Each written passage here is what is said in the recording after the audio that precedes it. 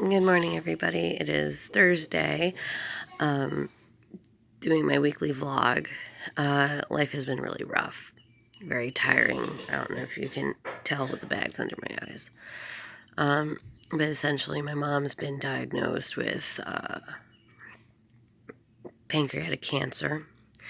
And at this point, it's a matter of getting her treated for it. The stressful part actually is the fact that we've had appointment after appointment after appointment after appointment over the last couple of weeks. Biggest kudos to my big sister, because she's the one who's been spearheading, because she's a nurse in my mother's doctor's office, and she's pushed to get her seen sooner, but then the doctors thereafter have really pushed to make sure she gets treated as quickly as possible.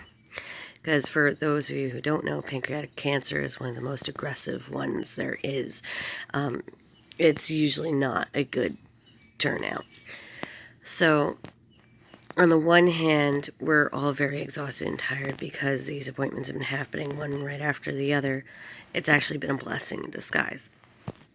So, she was originally scheduled for surgery to remove the tumor on the 11th. But there was a cancellation today, so we thought she was going to go in for surgery today. She was admitted last night, and they redid all the scans and everything they had.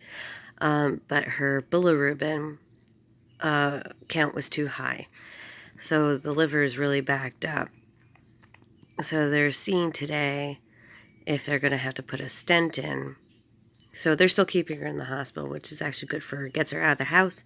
She hates hospitals with a passion, but it gets her out of the house. I can actually get things done without her harassing me, because that's our lovely relationship. I love my mother to death, but when I want to get things done, she's usually my biggest cock block.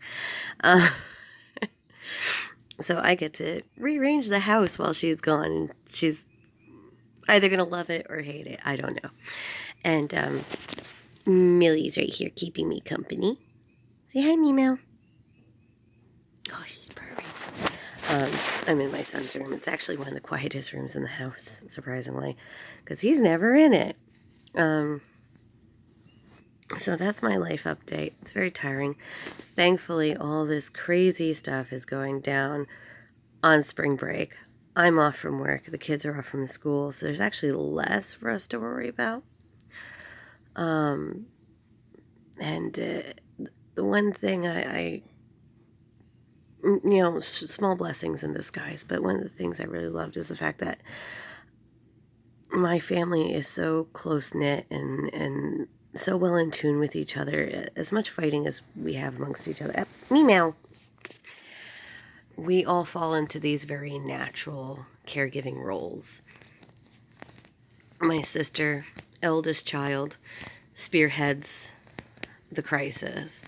My brother, my oldest brother, he doesn't live in the area, so he's on the outskirts, but he's ready to charge for whatever we need him for. My younger yet older brother, because I'm the baby, has been driving my mother around to all these appointments and everything. Meanwhile, I have been managing the household. And you might ask, where's my dad in all this? My dad is the same age as my mother. He's in his mid-70s, and he's tired. It hurts for him to move around because he's got no cartilage in his knees, and he doesn't have the funds to get knee replacement. So he's also a very sentimental person. He's very emotional, although he looks like this all the time. You know, he doesn't show it in his face. It's in his eyes. And I can read my dad probably the best out of the entire family because I spend the most time with him. And he's definitely reached a point where it's like, my children have taken hold. They've taken charge. I don't want to upset the apple cart. They have it under control. Just keep me updated. I'm going to let you take care of us now.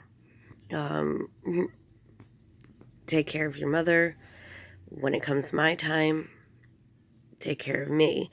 And it kind of sounds a little selfish, but it's not. He spent all his years taking care of us, it's time for us to return the favor. And I think that's what a lot of people don't realize. That no, it's not the child's role to 100% take care of your parents all the time, like pay their bills and things like that. But when it comes to stuff like this is when they need the emotional support. And they need to know that they're not alone. Because my mother is the love of his life. As much as they fight and she jokes about getting divorced and finding a new boyfriend or whatever, she is the love of his life. I've never seen a truer love. And he's scared. He really is. He doesn't show it, but I know it as his daughter. And us kids, we were initially petrified. You know, you hear something like that, but at the same time, especially me and my sister, medically trained. She's an RN. I've been an EMT for a very long time. Had a lot of friends and relatives with these types of illnesses. We're not doctors, but we're well knowledgeable. We know when things are in our favor and when they're not. And right now, my mother actually does have a lot of things in her favor. We caught this, I believe, rather early. The scans did not show any other masses anywhere else. It's really just in the pancreas, and her liver is being agitated by it. The fact that she got this opportunity to try to have surgery today, but even though she's not, she's getting a bunch of other stuff done that she would have had to get done for her surgery next week, and it's all happening sooner as opposed to waiting till then and then finding out she needs this stuff done and then getting it, and it delays everything. So regardless of whether surgery happened today or not, she's still getting stuff done very rapidly. And when it comes to this type of cancer, speed is key. So she has a lot of things in her favor. It is in a spot where it can be surgically removed. And she still has her strong little Mexican mother, I'm going to beat the crap out of you spirit. So she's going into it very positively. And she's actually disappointed she's not getting her surgery today. She's like, what's wrong with these people? It's like, Ma, it's not them. It's you. I'm sorry, it's you. Because she hates being in the hospital. She knew it's going to be a long hospital stay, but she hates the hospital with a passion. So we sent her our love, and we explained to her what exactly was going on. And when I said, I love you too, Mom, don't try to escape, that because she would. She'd be like, no, I don't want to be here anymore, and try to leave. That's the way she is. So it's been a really long, rocky road. The road is still going to continue being long and rocky. And I'm just really happy to know that when I told my friends and explained these things all to them, that nothing but love and support from my friends. There's no trying to one-up me. Oh, well, I got this going on. None of that. Very strictly, oh my God, I hope your mother's okay. I'm praying for her. You know, all that. And that's what really truly supportive friends do, is you don't try to one up each other by like, oh, well, your life's terrible and my life's got this going on. And in fact, my one friend, when my sister told her, she's like, oh my God, I've been bitching about my life and everything's going so bad in my life and blah, blah, blah, and you have this going on? Like, it doesn't even compare to what you have going on. And I've been bugging you with my problems and taking up your time. And my sister and I kind of sitting there like, yeah, but your company is therapeutic for us. Listening to your bullshit, helps us manage our bullshit. Sometimes, especially women, we just need to sit there, have our cup of tea or wine, and just bitch. And it just helps. It just relieves. And don't ever think that your life's problems are greater than or less than somebody else's, because for us, yeah, this is a big problem, but we're very much roll with the punches types of people. Other people don't manage the stress like we do.